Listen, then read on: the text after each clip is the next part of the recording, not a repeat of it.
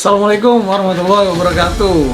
Wah, buat teman-teman yang ada di Indonesia, khususnya teman-teman yang ada di luar negeri, semoga sehat selalu, semoga sehat walafiat, rezekinya ditambah, dan salam buat keluarga. Ya, dalam channel ini kami teman-teman yang berada di luar negeri, khususnya di Eropa, ingin memberikan pandangan terkait dengan fenomena yang terjadi di Indonesia. Mungkin akan memiliki perspektif yang berbeda karena di sini kami terbiasa dengan sistem-sistem yang mungkin sedikit lebih mumpuni ketimbang beberapa negara-negara berkembang seperti di negara kita di Indonesia. Dalam channel ini kita ingin berbagi poin-poin yang positif, poin-poin yang membangun, yang mudah-mudahan kita semua bisa belajar bareng. Jangan lupa juga beri komen di channel kita ini. Salam dengan saya, hijau banget. Mudah-mudahan kita bisa saling belajar di media online. Alright.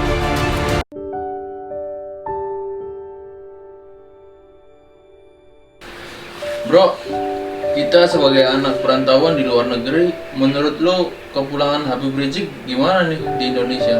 Wih, kepulangan Habib Rizik itu keren banget tuh bro.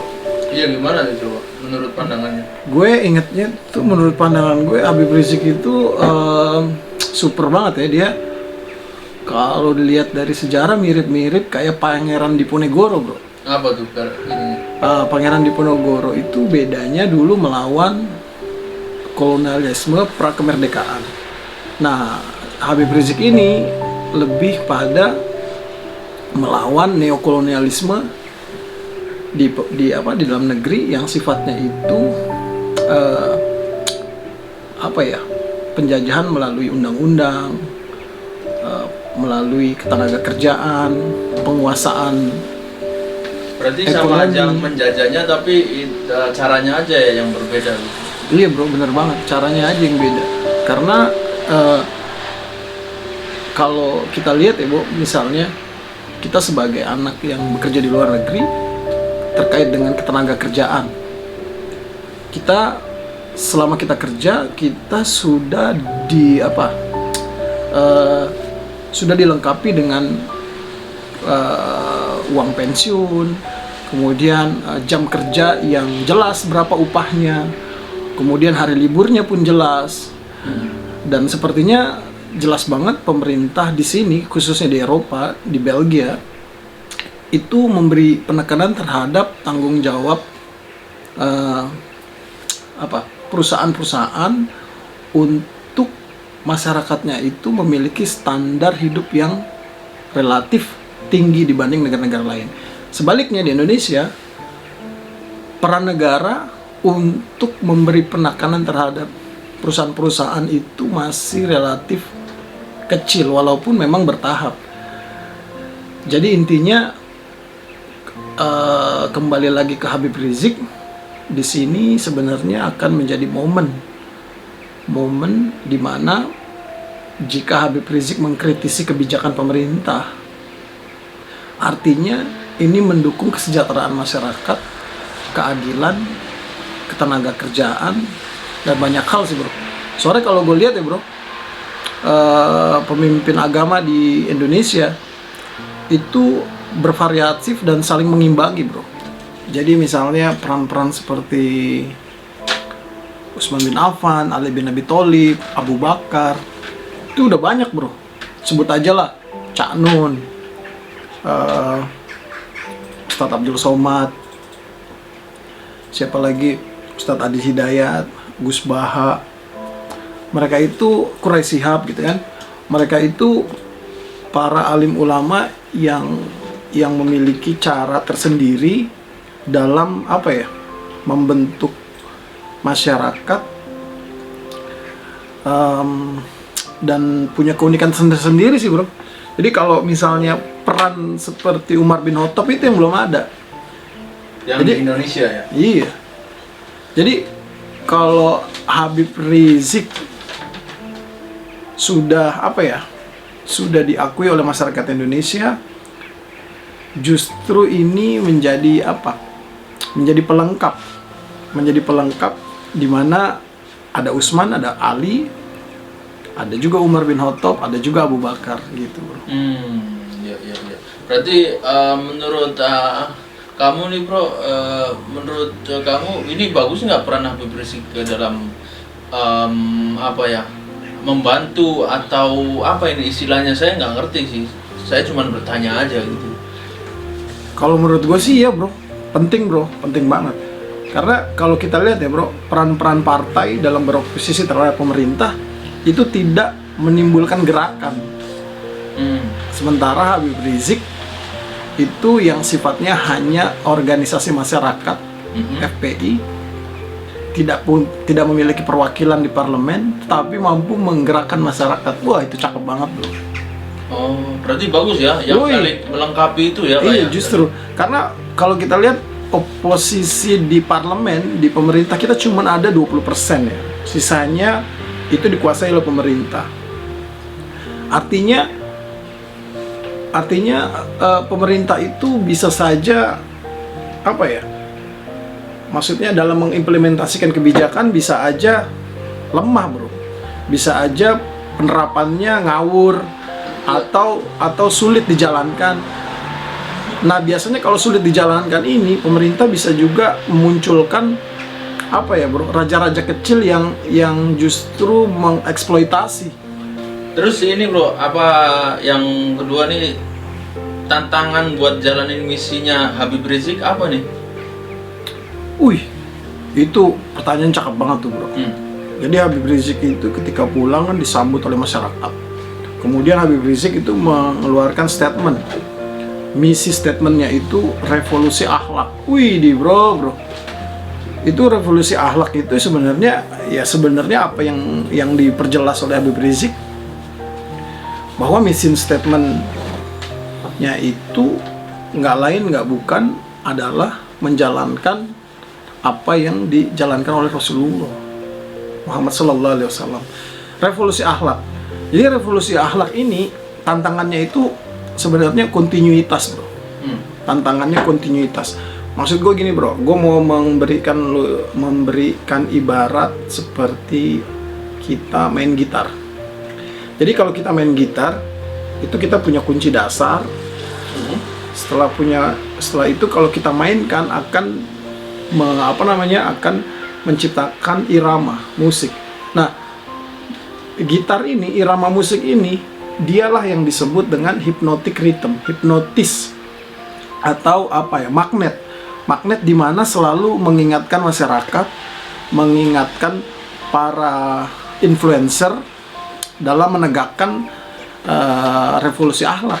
Jadi kalau misalnya kontinuitasnya bagus, itu akan mengkristalisasi di pikiran masyarakat, dan masyarakat akan tahu mana tujuannya apa, goalnya apa, untuk mensejahterakan keluarga, komunitas, masyarakat, seperti itu bro.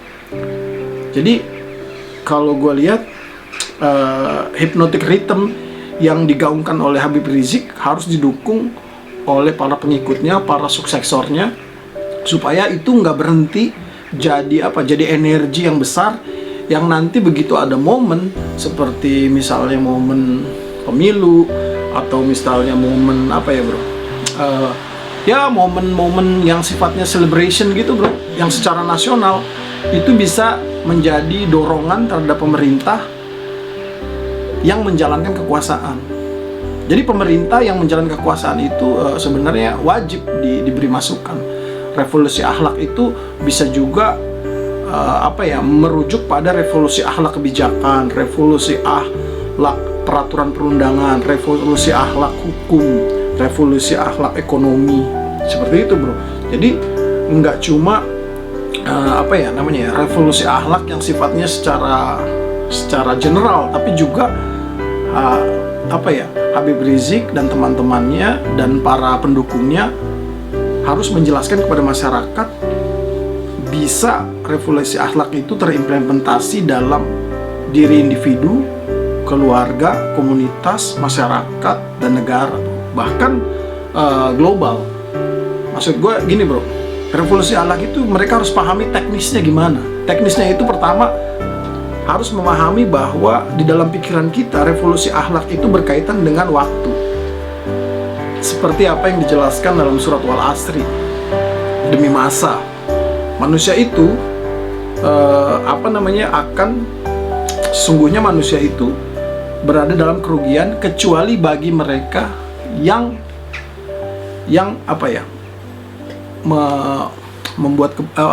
menjalankan kebajikan. Pokoknya intinya seperti itu. Oke. Berarti intinya kita sebagai warga Indonesia itu gimana nih yang tidak tahu kan, misalkan bukan orang FPI kan nggak tahu, cuman hanya bisa memandang di televisi gitu loh. Jadi pandangannya itu masyarakat itu berbeda-beda, ada yang negatif dan ada yang positif. Nah, untuk menetralisir masyarakat tersebut itu harus dengan cara bagaimana Habib Rizik itu supaya nggak mempunyai pandangan negatif gitu. Woi, cakep tuh bro pertanyaan. Cakep tuh bro. Jadi memang di sini bro, di sini kuncinya bro. Kuncinya itu maksud dalam kategori fokus dan detail bro. Jadi penyampaiannya para pendukung Habib Rizik itu memang harus rahmatan lil alamin. Ya. Harus lembut. Kenapa? Karena memang itu yang diajarkan Rasulullah. Terus di sisi lain juga harus mewaspadai para buser-buser yang hanya memotong-motong video-video penjelasan Habib Rizik. Misalnya ketika lagi marah-marah atau ketika lagi berselisih seperti itu bro. Itu harus dijaga bener bro. Karena apa? Kita tahu bro, oposisi terhadap revolusi akhlak itu nggak akan berhenti sampai kapanpun. Jadi ada banyak orang-orang yang terganggu dengan visi misi dari revolusi akhlak, pastinya bro. Karena kita tahu bro, riba di Indonesia udah gila-gilaan. Di Eropa, di Belgia, kalau kita mau jujur nih teman-teman, di Belgia itu justru mereka tidak menerapkan riba. Jadi bunga bank itu kecil, tapi yang besar itu bunga yang investasinya itu berdasarkan dari hasil kerja nyata, bukan penggelembungan berdasarkan sistem finansial yang sifatnya itu spekulasi. Jadi revolusi akhlak di dalam ekonomi itu akan menjadi tantangan berat, dan para orang-orang yang sudah terbiasa dengan sistem riba ini pasti mereka nggak tinggal diam bro. Jadi intinya benar kata lu, yang bukan FPI itu harus bro, yang bukan FPI harus mereka menerima pesan-pesan dari misi dan misinya revolusi akhlak ini secara profesional, lebih adem ayem. Dan ada juga yang menjelasin, begitu ada salah harus ada yang jelasin, begitu ada yang miscommunication harus ada yang jelasin. Sebab kalau nggak begitu nanti berkaitan dengan cita-cita yang mau dicapai. Ya betul. Berarti yang orang yang nggak tahu, masyarakat yang nggak tahu itu seenggaknya bisa menetralisir sekecil mungkin gitu ya. Benar. Untuk pandangan negatifnya gitu. Karena gini ya bro, masyarakat harus diajarin bahwa semua yang negatif itu pasti ujung-ujungnya dari setan bro. Ujung-ujungnya dari nafsu bro. Bener bro. Karena kalau kita lihat misalnya ketika orang berteriak tentang keadilan dengan cara yang tegas, yang keras, karena udah bosen gitu bro, masyarakat itu memiliki cara pandang yang beda-beda. Ada yang merasa, iya nih, kesel banget gue nih. Mak-mak tuh pasti tuh kesel banget bro, karena dia terasa banget, gila, uang belanja gue berkurang nih. Gila, dapur gue gak ngebul nih. Makanya kasar tuh mak-mak tuh. Benar juga. Tapi buat orang-orang menengah ke atas yang punya uang, ngelihat orang ngomong keadilan keras udah menang. Ya juga ya. Bisa santai, bisa juga. Tapi ada juga orang yang nggak peduli. Ada juga, tapi ada juga orang yang buntu bro. Orang yang buntu yang nggak punya pemahaman apa itu keadilan, itu mereka lihatnya itu dari sisi apa ya bro? Dari sisi jeleknya, negatifnya, karena dia malas berpikir bro. Jadi ya Gitu. terserah aja gitu. Iya, pokoknya gue mau aman, dia lupa. Padahal, apa tuh situ demo-demo, apa sih itu pengajian besar-besaran di jalan sampai nutup jalan. Dia nggak tahu bro, padahal ya di situ tuh justru benih-benih dari perubahan. Oke teman-teman,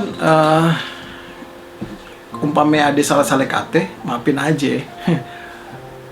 Tulis komentar di bawah channel ini buat teman-teman yang mungkin ada pertanyaan terkait dengan tinggal di luar negeri.